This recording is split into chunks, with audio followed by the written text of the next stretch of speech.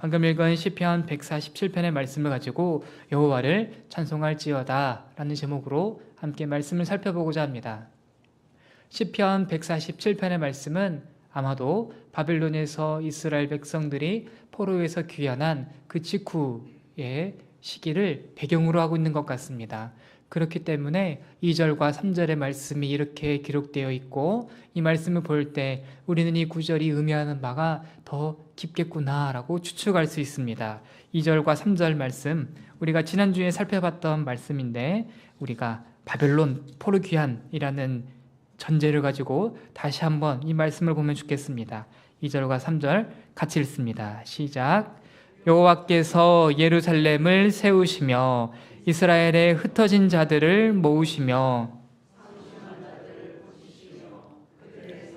싸매시는도다. 아멘. 핵심적인 개념은 두 가지가 있었습니다. 모으신다, 상처를 싸매어 주신다 라는 구절이 있습니다. 이스라엘 백성들은 이 구절을 통해서 어떤 추상적이거나 굉장히 이론적이거나 아니면은 뜬구름 잡는 것 같은 그런 이야기를 하고 있는 것이 절대 아닙니다. 바벨론에서 포로 귀환한 바로 우리들을 이 자리로 다시 불러 모아주신 하나님께 감사하며 영광 올려드리는 찬양으로 시편 147편이 시작되었습니다. 지금은 우리가 이 시기와 이 공간에 있지 않기 때문에 우리의 마음은 조금 덜 떨리지만, 이 당시 이스라엘 백성들에게는 하나님께서 우리를 불러 모아 주셨다, 하나님이 우리의 상처를 싸매어 주셨다라는 이 구절은 그들의 마음을 뛰게 만들었을 겁니다. 예를 한번 들어보겠습니다. 대한독립 만세 라는 말을 들으면 오늘날 우리는 시큰둥해요. 그렇죠?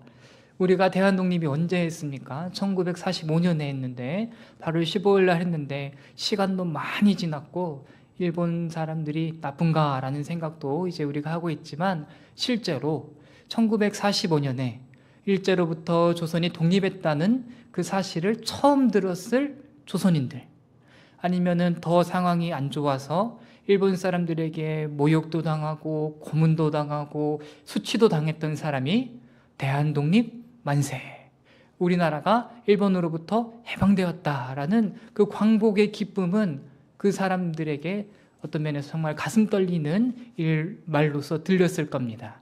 지금 시편 147편이 바로 그렇습니다.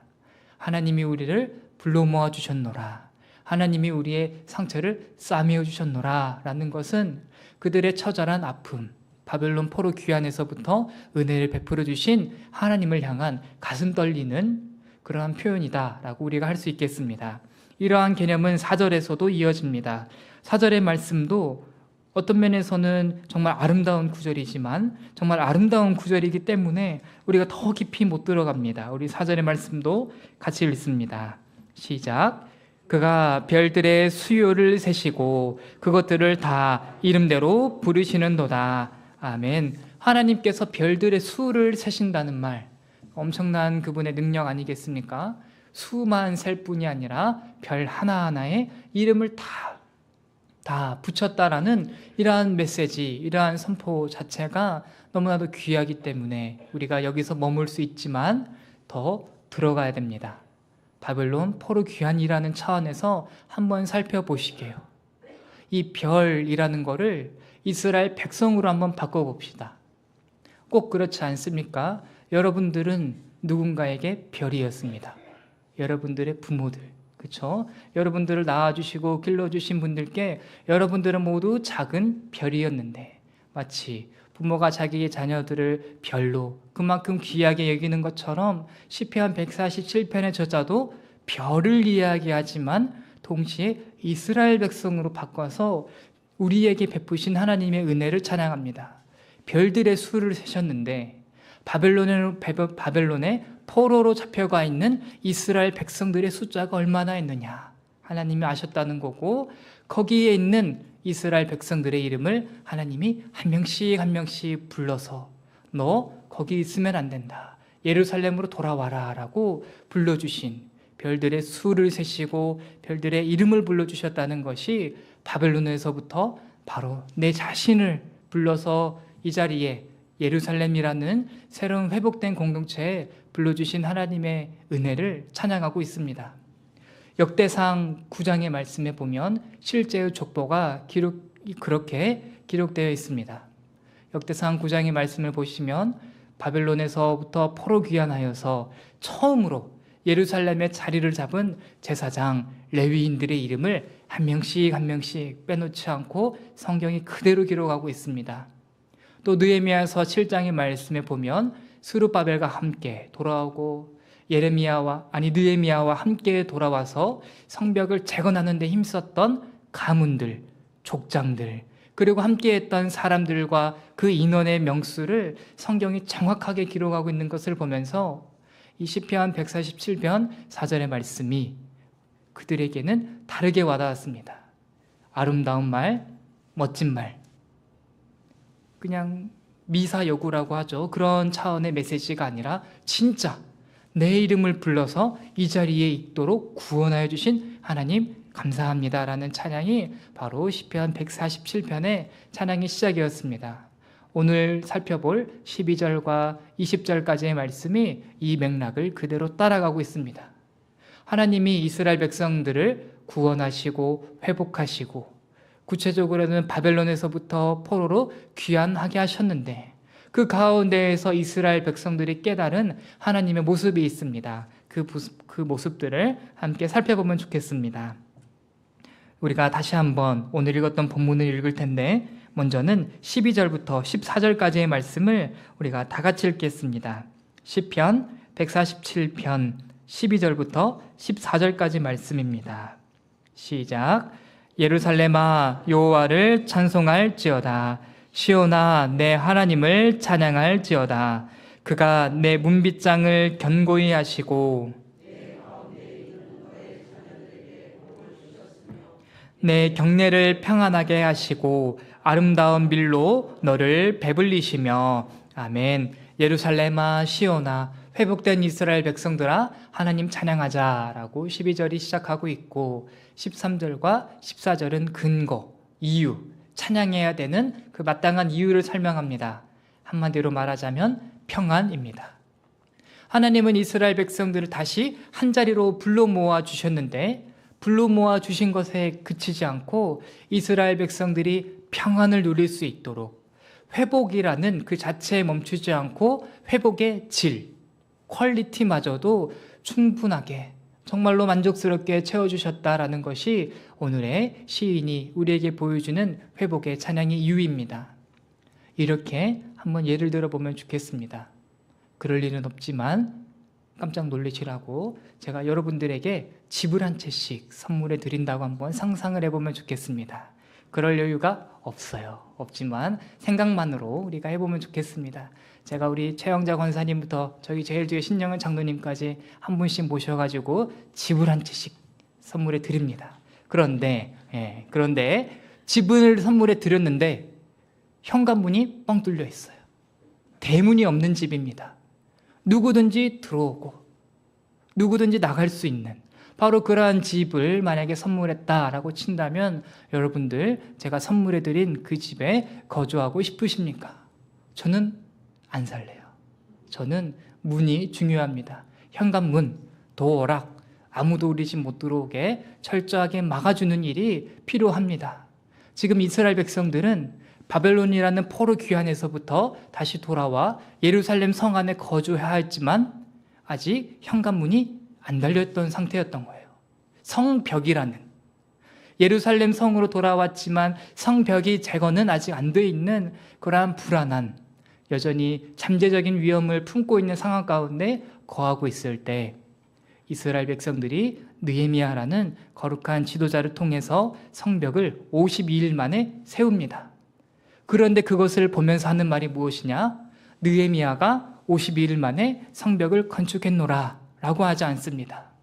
또 느헤미야서를 보면 모든 사람들이 힘을 합하여 성벽을 재건합니다. 여기 있는 분들이 한 50명이라면 50명에서 쭉 대열을 이루어서 여기서부터 여기까지는 누가, 그 다음에 여기서부터 여기까지는 누가 라고 하면서 예루살렘 성으로 돌아온 모든 사람들이 각자의 영역에서 각자의 노력을 가지고 성벽을 예루살렘 성의 성벽을 50일 만에 재건합니다. 그러면서 내가 이 기적을 세웠노라. 내 노력과 내 공로가 예루살렘 성을 세우노라라고 이스라엘 백성들이 말을 하고 있지 않습니다. 하나님이 우리를 평안케 하셨다라고 고백하고 있습니다. 이것이 오늘날 회복을 경험한 공동체의 진정한 찬양이 될 것입니다. 우리의 공로, 우리의 노력, 우리가 만들어낸 어떠한 열매로서의 평안함이 아니라 하나님이 나에게 평안을 주셨구나. 하나님이 우리 공동체를 지켜주셔서 평안이라는 이 회복의 질까지도 생각해 주시는구나라는 시선을 온전히 하나님께 고정시키는 그러한 말씀이 시편 147편의 말씀이었습니다. 본문의 어휘만 보더라도 우리가 이 부분을 확인할 수 있습니다. 시편 147편의 14절의 말씀을 보면 이렇게 한국어 성경이 되어 있습니다. 내 경내를 평안하게 하시고 아름다운 밀로 너를 배불리시며 라고 하면서 내 경내라고 하면 예루살렘 성이 되겠죠. 예루살렘 성을 하나님이 평안하게 하셨고 그 안에서 얼마나 평안한지 아름다운 밀의 추수를 경험하는 이스라엘 백성들을 보여주고 있습니다. 그런데 성경은 이보다 더 깊은 차원으로 우리를 인도합니다. 하나님이 우리를 평안케 하시는 것도 있지만 하나님이 우리에게 평안을 이루시는 방법은 정말 신기한 것이 평안의 씨앗을 이스라엘이라는 공동체 가운데 하나님이 심으신 거예요. 평안의 씨앗을 심으셨다라는 게 시편 147편 14절에 나오는 하나님의 모습입니다. 하나님이 이스라엘이라는 그 공동체 안에 평안을 심겨주셔서 때로는 바람이 불더라도 때로는 햇빛이 너무 많이 내려지더라도 때로는 가뭄이 들어도 때로는 홍수가 나기도 하여도 하나님이 심겨주신 평안의 씨앗은 어디 도망가지 않고 땅 안에 뿌리를 받고 있다가 하나님이 추수하게 하신 그때에 반드시 추수할 정도로 풍성한 열매로 만들어졌노라라는 것이 시인의 고백입니다. 이스라엘 백성들이 그러한 일을 경험했습니다. 혼란스러웠어요.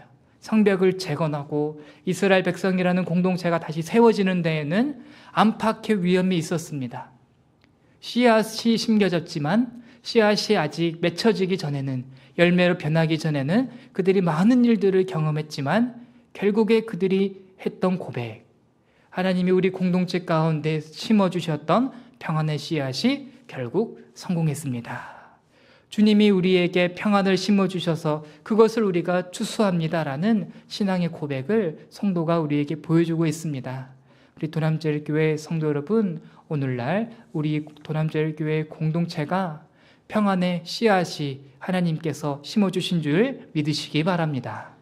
때로는 이 씨앗이 자라나기 이전에, 채 자라나기 이전에, 채 열매를 맺어가기 이전에 가뭄이 드는 것 때문에 우리는 속상할 수 있고 또 홍수가 나는 것 때문에 염려할 수 있지만 그것이 우리의 평안을 흔들 수가 없다는 것, 하나님이 우리에게 평안을 심겨주셨다라는 이 신앙의 선배의 고백이 오늘날 우리 도남제일교회 믿음의 공동체의 고백 되기를 원합니다. 오전에 이러한 얘기를 했습니다. 오두방정 떨 필요가 없는 것이죠.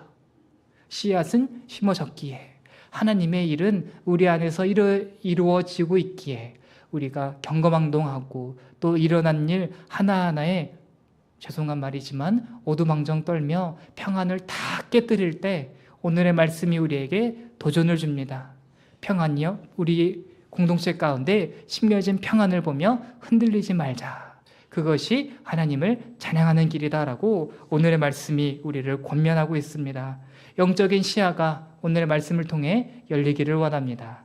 이스라엘 백성들 자기 자신 가운데 심겨진 평안의 씨앗을 보았으니 주님, 오늘날 도남제일교회를 바라볼 때에 하나님이 심어주신 평안의 씨앗을 내가 바라보게 하여 주시옵소서라고 우리 특별히 이스라엘 백성들이 공동체의 회복을 보면서 하나님을 찬양했듯이 우리 도남제일교회도 도남제일교회를 세워가시는 하나님을 보며 우리가 찬양의 자리 이어나갈 수 있으면 좋겠습니다.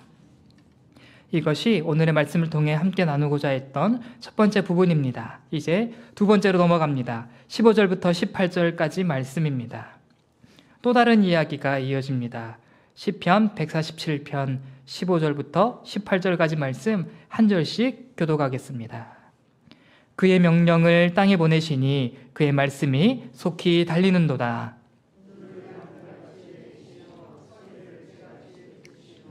우박을 떡 부스러기 같이 뿌리시나니 누가 능히 그의 추위를 감당하리요.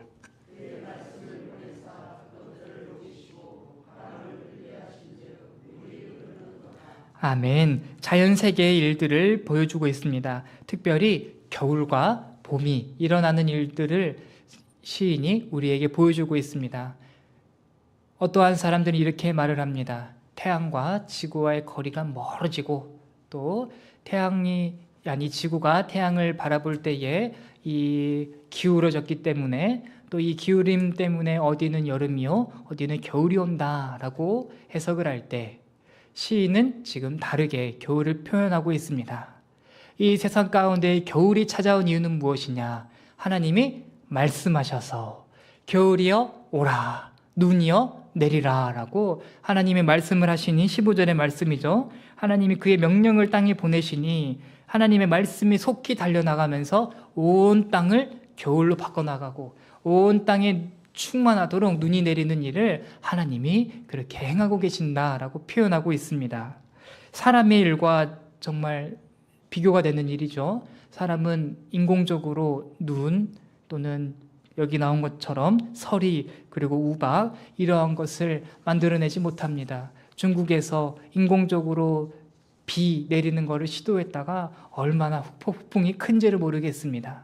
이 조그만한 이 땅만 가지고서도 우리가 비 한 번, 눈 한 번 제대로 만들어내지를 못하는데 하나님은 온 땅을 덮어버릴 그 계절의 변화, 눈으로 이 땅을 덮어버릴 하나님의 그 놀라운 권능을 바라보면서 시인은 하나님을 찬양하자라고 오늘 우리의 시선을 그렇게 향하고 있습니다. 이 자체도 굉장히 중요한 부분입니다. 자연세계에서 일어나는 일, 계절의 변화, 그리고 우리가 무심히 지나갔던 눈이 내리고 서리가 내리고 우박이 내리는 것을 통해서도 하나님의 어떠함을 묵상하는 것, 이 자체도 굉장히 중요한 바이지만 오늘 시편 147편의 말씀에서는 굉장히 좀 낯섭니다. 갑자기 왜 겨울이 나왔죠? 갑자기 왜 눈 얘기를 하고 갑자기 왜 서리, 우박 얘기를 했을까요? 분명 이 자연세계, 하나님께서 온 우주 만물을 운행하신다는 맥락에 잘 어울리는 시편들이 많습니다. 차라리 진짜 겨울, 진짜 봄 얘기를 하려면 오늘의 말씀은 거기 가 있는 게 더 어울립니다. 그러면 우리의 머릿속에 물음표를 가지고 오늘의 말씀을 살펴보면 과연 무엇일까? 갑자기 이스라엘 백성이라는 공동체, 바벨론 포로귀환이라는 그 맥락에서 갑자기 겨울은 왜 이야기하셨고 봄은 왜 이야기하고 있는가를 우리가 생각해 본다면 조심스레 추측을 해보건대 이스라엘 백성들이 겪었던 바벨론 포로 생활, 그것이 바로 그들이 겪은 겨울이지 않겠느냐라는 것이죠. 어떠한 사람들은 이스라엘 백성들이 바벨론으로 포로로 잡혀가는 것을 보며 10가지 이유, 100가지 이유를 댈 것입니다. 그런데 시인은 지금 관점이 다릅니다. 우리 민족이, 남유다 왕국이, 예루살렘 성이 온전히 회파가 되어서 바벨론으로 포로로 잡혀간 이유가 무엇이냐? 시편 147편 말씀, 하나님이 말씀하셔서 그러한 것이구나 라고 인정하고 있습니다. 우리 민족 가운데 가슴 아픈 그 시간을, 겨울이라는 험악한 시련의 시간을 경험한 것이 우연의 결과도 아니요 어떠한 세상의 논리 때문도 아니요 하나님이 뜻하신 바였구나, 하나님의 계획이 흐르고 있었구나라는 것을 인정하고 역사적인 겨울마저도 하나님의 것으로 받아들이는 신앙의 태도를 우리가 확인할 수 있다라고 말씀드리고 싶습니다. 이렇게 되면 은혜가 되는 게 있습니다. 봄이 은혜가 돼요. 하나님이 우리를 이끌고 가셔서 겨울의 험악한 시간을 지나가게 했으면 그 다음이 있는 겁니다. 겨울을 끝내시고 봄을 맞이하게 하는 것도 우리에게는 하나님의 은혜였다. 바꾸어 말하자면 포로에서부터 귀환해서 봄살과 같은 새로운 일을 경험하는 것 또한 하나님이 우리에게 베푸신 은혜였다라고 시편 147편 저자가 말합니다. 18절의 말씀이 그러했습니다. 하나님이 말씀하시니 겨울이 다 사라지고 하나님의 바람으로 강이 녹아 흐르기 시작했노라. 봄이 왔다는 것이죠. 이것이 시편 147편 저자가 가지고 있는, 그리고 이스라엘 백성들, 이스라엘 공동체가 포로 귀환 이후에 하나님을 찬양했던 바로 찬양의 제목입니다. 그들은 인생에 찾아온 시련의 때 겨울이라는 시간을 인정했습니다. 그 시간이 하나님이 우리를 연단하시는 시간이었구나, 그 시간을 지나야만 했구나 라는 것이 시편 147편의 전제요. 궁극적으로는 겨울이 아니라 봄을 우리에게 주시려고, 죽음이 아니라 다시 살리심을 경험케 하시려고 우리를 그렇게 인도하셨구나라고 하나님을 찬양하고 있는 성도의 모습을 우리가 발견할 수 있습니다. 도남제일교회 성도 여러분, 오늘날 우리가 겨울의 때 많이들 지나가고 있지 않습니까? 사실상 인생의 따스한 봄날과 같은 때가 얼마나 많이 있으셨습니까?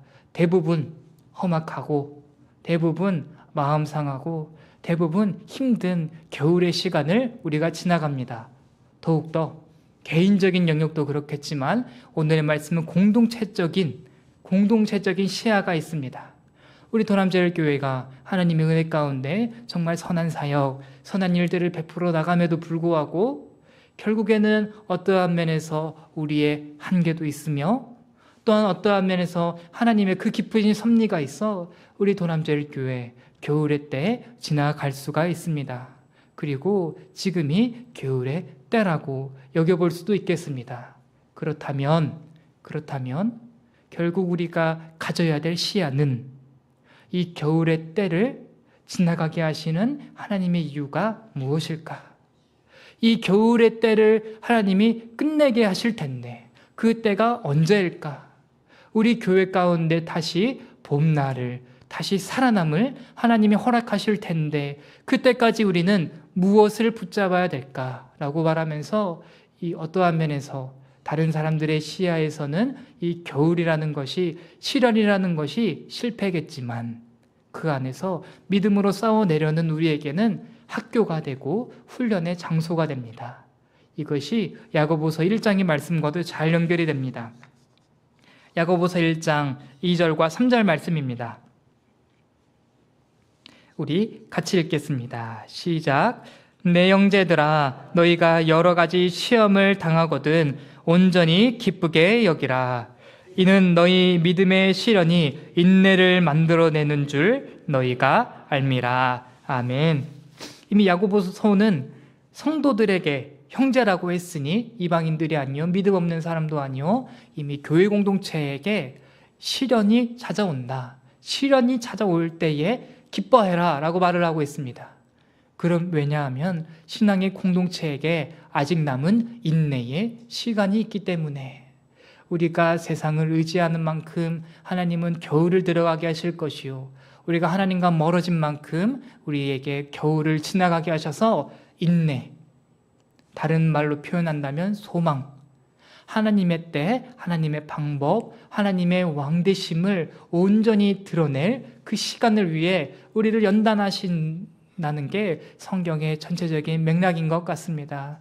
우리 도남제일교회 성도 여러분, 우리 도남제일교회가 화사한 봄날 위를 걸어나갈 때에 하나님 마땅히 찬양해야겠습니다. 그러나 믿음의 길이 우리에게 요구하는 것은 겨울의 때에도 하나님을 기다릴 수 있겠느냐, 시련의 때에도 하나님에 대한 믿음을 가질 수 있겠느냐라고 오늘의 말씀이 우리에게 물어보고 있습니다.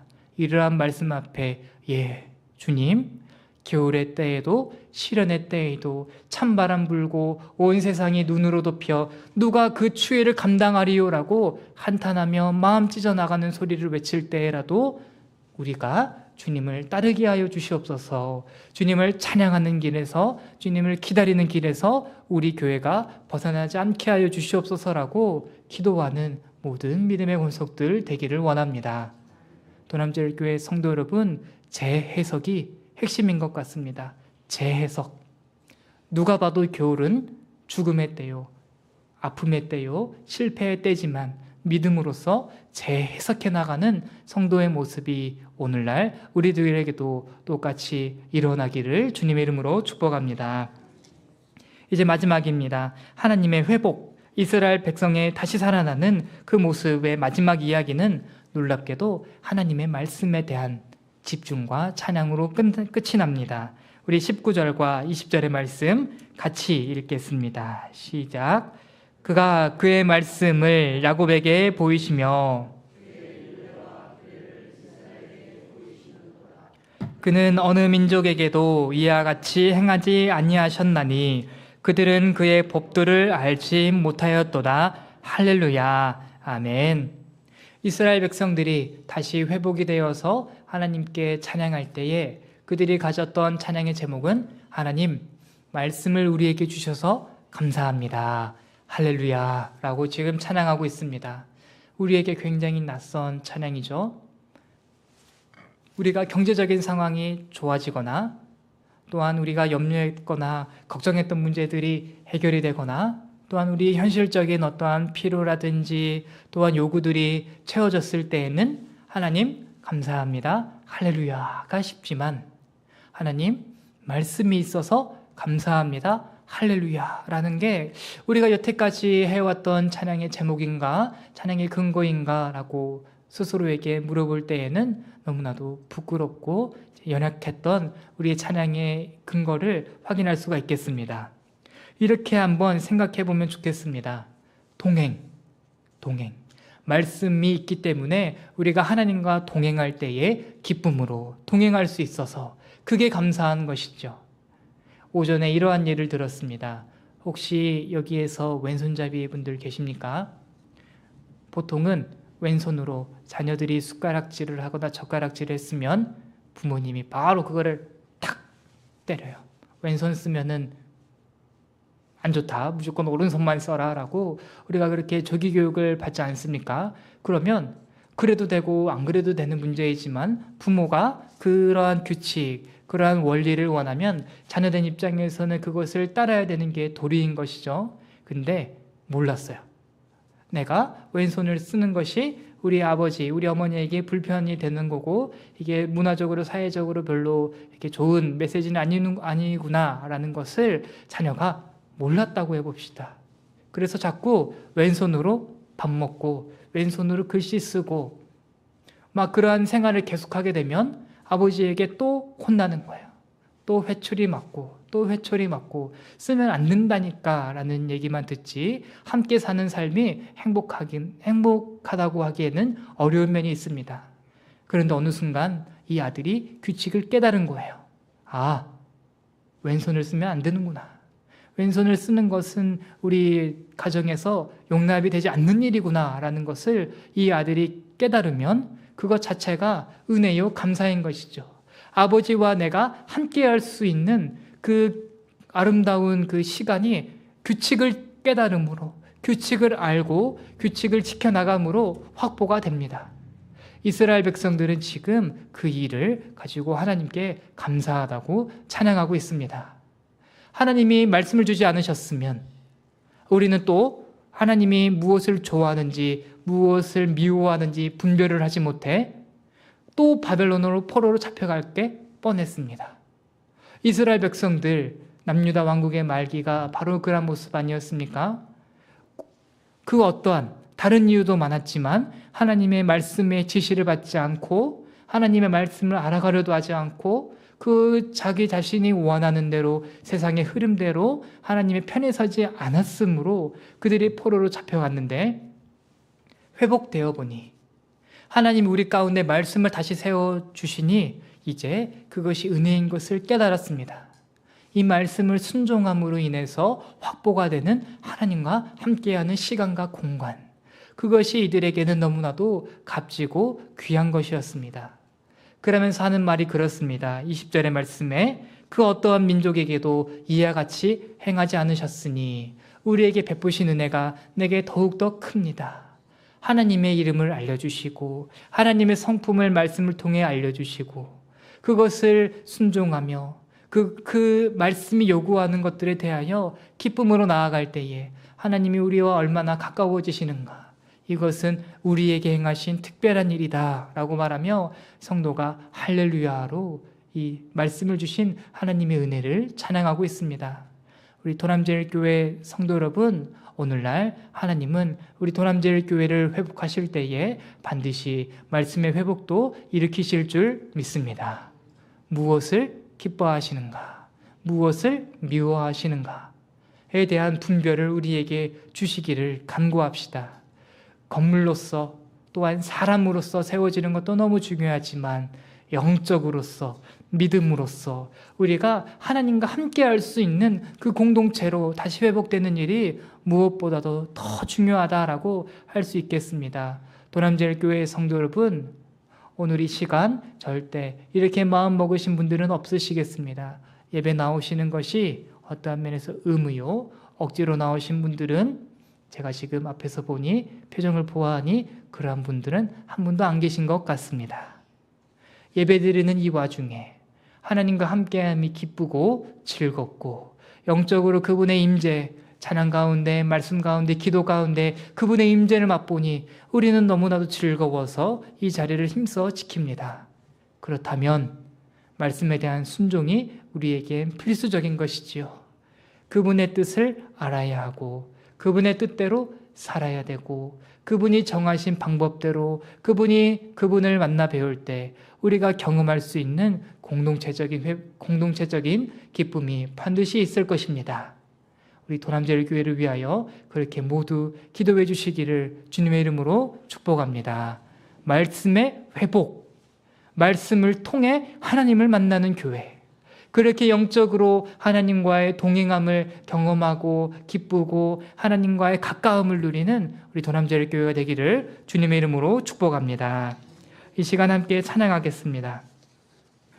시편 147편의 말씀을 가지고 만든 찬양입니다. 특별히 이 찬양을 생각하실 때에 우리 공동체적인 시야를 우리가 가지고 찬양했으면 좋겠습니다. 우리가 지금은 겨울이라는 험악한 때를 지나가고 있더라도 하나님은 봄을 준비하고 계시는 줄 믿습니다.